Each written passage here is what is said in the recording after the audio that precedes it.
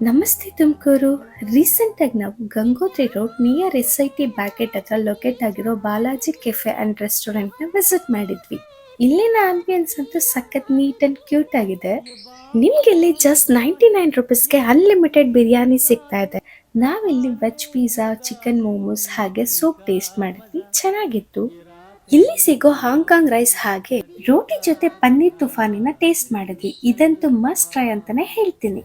ನೀವೇನಾದ್ರೂ 700 rupees bill ಮಾಡಿದ್ರೆ French fries, 1000 rupees bill ಮಾಡಿದ್ರೆ ಮಿಲ್ಕ್ ಶೇಕ್ ಹಾಗೆ 2000 ರುಪೀಸ್ ಬಿಲ್ ಮಾಡಿದ್ರೆ ಪಿಜ್ಜಾನ ಫ್ರೀಯಾಗಿ ಕೊಡ್ತಾ ಇದ್ದಾರೆ.